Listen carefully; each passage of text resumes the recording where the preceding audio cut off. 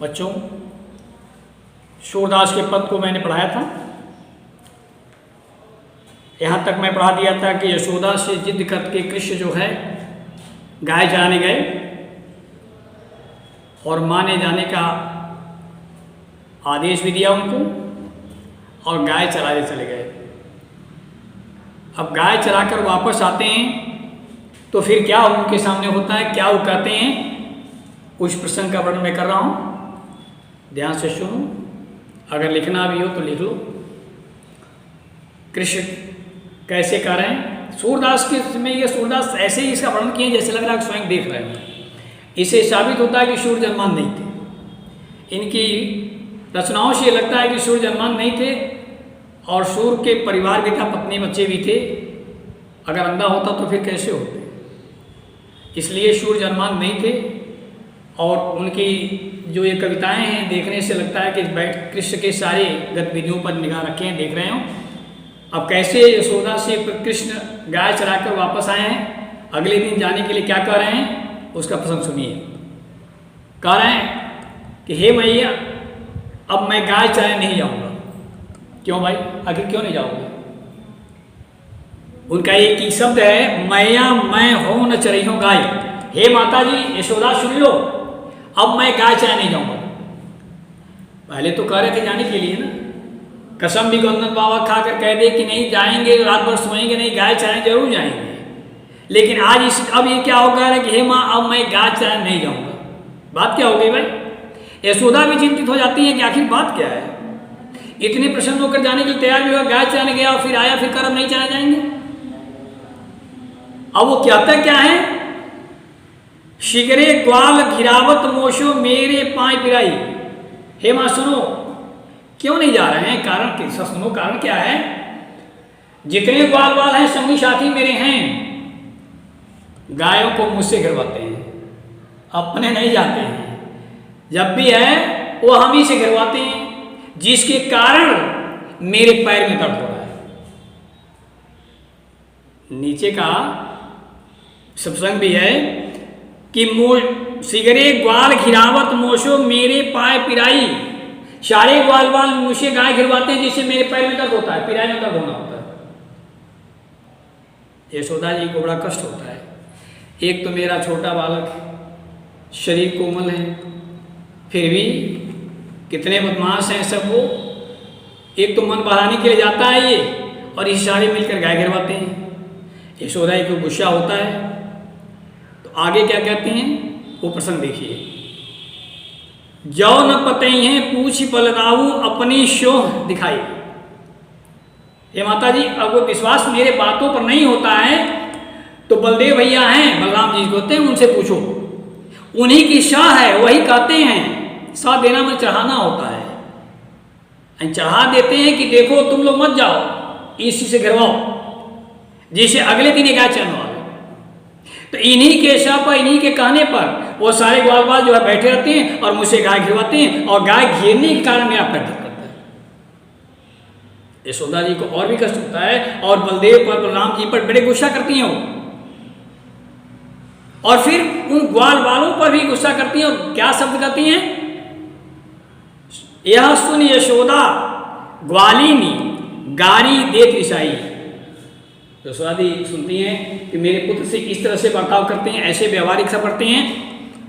तो वो सारे ग्वाल बालकों जो हैं या ग्वालिन जो हैं उनको गाली देती हैं। गाली देना शब्द जो भी हो, अब गाली का रूप क्या है, कैसे गाली दिए तो हम नहीं जानते हैं, लेकिन गाली देती हैं। और कहती क्या है कि मैं अपने पुत्र को मन बहलाने के लिए बेहतर न कि गाय चराने के लिए। कहती हैं मैं पठवती अपनी लड़का को आवे मन बहराई। गाय चराने के क्यों भेजती हैं कि जाओ गाय चराओ? वो तो जाने भी नहीं देती। जाने न देने का कारण क्या है, इसके पीछे कथा है कि कंस जो है कृष्ण के पीछे पड़ा हुआ है। वह शुरू से जब 8वां बच्चा, जब 8 बच्चों के द्वारा ये दिया कि देवकी के मारे जाओगे, तभी से इनको मालूम था गोकुल में पैदा हो चुका है। अब गोकुल पैदा होने का मतलब कृष्ण है, कृष्ण को मार के खत्म कर दे तो निश्चित होता हो। इसलिए वो तरह तरह की योजना बनाता था, तो कहीं ऐसा ना हो कि कृष्ण को पकड़ ले जाओ। उसकी सुरक्षा में यशोदा लगी हुई हैं, इस कारण वो भेजती नहीं। लेकिन बालक का जिद है, छोड़ देती हैं। तो वो कह भी दे रही है कि मैं गाय चाहे नहीं भेजती, मैं तो मन बनाने के लिए भेजा। लड़का घर बैठते बैठते उसका मन उब जाता होगा, जाएगा, मन प्रसन्न हो जाएगा, फिर आएगा, कैसे रहेगा वो। तो इस बात को सुनकर यशोदा ग्वाली वालों को गालियां देती हैं। अब गाली क्या शब्द है, अब कौन सी गाली देती है, अब ये तो हम नहीं जानते। यशोदा जी दिखाई भी नहीं कि बताए कौन गाली दी वो। यशोदा जी कहते हैं कि श्याम मेरो अति बालक मारत ताहि रिगाई, मेरा बालक, यशोदा जी कहती है, यशोदा कहती है मेरा लड़का बहुत छोटा है, वो एज ग्वाल बालों से तो लड़का मेरा बहुत छोटा है। और एक तो बेचारा जाता है गाय गिरवाते हैं, गाय गिरवाने के साथ वो तो चिढ़ा जाते हैं, चिढ़ाते हैं, रिगाते हैं, लड़का परेशान हो जाता है। इसलिए भगवान कृष्ण की इस लीला को देख करके, इस रूप को देख करके, इस गुस्से को देख करके माँ यशोदा तो गालियां देती ही हैं, दुखी भी होती हैं, लेकिन सूरदास जी कहते हैं कि कितनी भाग्यशाली यशोदा जी हैं कि भगवान स्वयं जो है एक ग्वाले के रूप में बनकर गाय चराते हैं, अपलीला करते हैं और माँ यशोदा को दिखाते हैं। ये बड़े बड़े ऋषि मुनियों को दुर्लभ होता है वो सुख जो है यशोदा जी पा रही हैं भगवान के इस लीला को देख करके। इसलिए आपको समझ में आया होगा। आगे देखिए, एक और बढ़ा दे रहे हैं, एक और देख लीजिए, बढ़ा दे रहे हैं, सुनो उसको। पहला दूसरा है सखीरी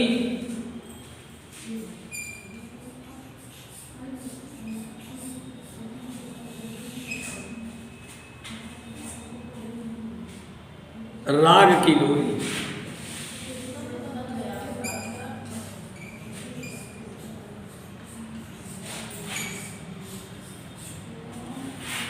दूसरा शब्द है, बड़ी समस्या हो जाती है कभी कभी बच्चे। एक पुरुष की दो नारी अगर हो जाएं तो सौतिया डाक कहते हैं, दोनों आपस लड़ेंगी।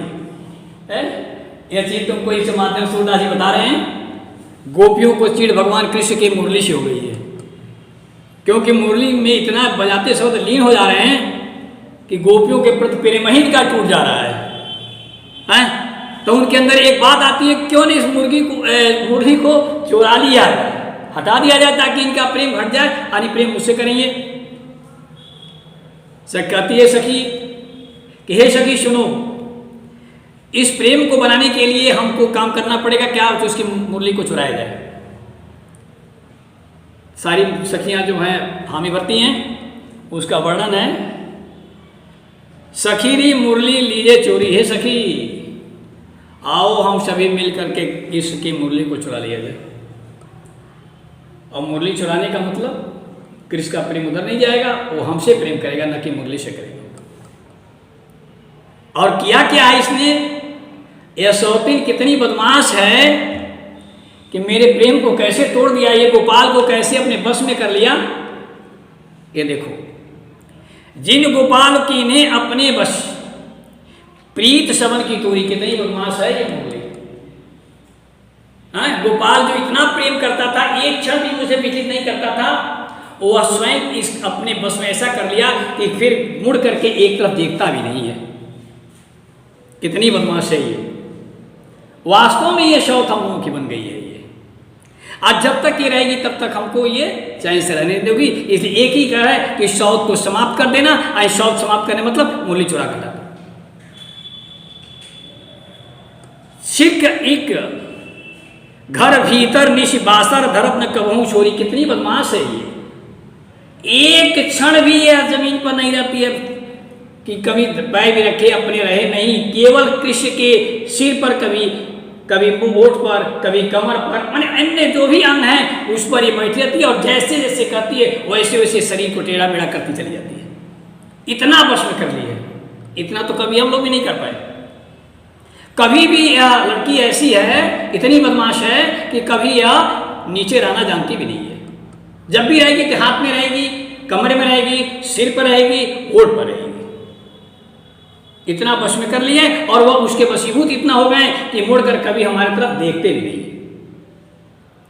करते क्या है, कबहू हाथ में लेते हैं, कभी कमर में खोसते हैं, कभी होठ पर रखते हैं। माने इस तरह से अनेकों तरह के होठ पर, कमर में, सिर पर रख करके कभी रखेंगे, कभी कुछ रखेंगे। मतलब इस तरह से हमारे प्रेम को हटा करके वो तोड़ करके और अपने बस में कर लिया। अब बताओ कहाँ जाया जाए, हम लोग आखिर कहाँ जाए कि गोपाल के बिना हम लोग भी जीवित नहीं रह सकते, जैसे वो नहीं रह सकते हम लोग भी जीवित नहीं रह सकते। अब कहते क्या है, ना जाने कछ मोल मोहनी, ये मन को मोहने वाली, पता नहीं कौन से मंत्र जानती होगी, कौन से मोहने वाली जादू जानती होगी, कौन से टोने सीखी होगी। ऐसे मंत्र इनके ऊपर लगा दिया है, ऐसे जादू टोने कर दिया है कि सारे अंग को जैसे कहती है वैसे तोड़ मरोड़ कर रख देती है। एक तो कोमल वैसे ही है बेचारे, उतनी सुंदर है, सलोनी शरीर है और तोड़ देती है। इसको जरा सा दया भी नहीं आती, हम लोग दया भी आती है, इनको दया भी नहीं आती है।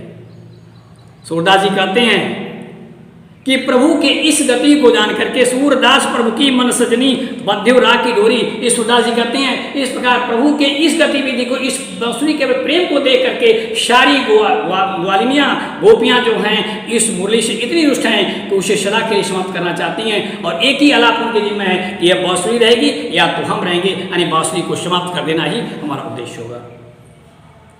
बस बच्चे, आज का प्रसंग समाप्त। अगले दिन मैं फिर उद्धव की बात मैं प्रसंग बनाऊंगा। आज मैं यही मैं रुक दे रहा हूँ।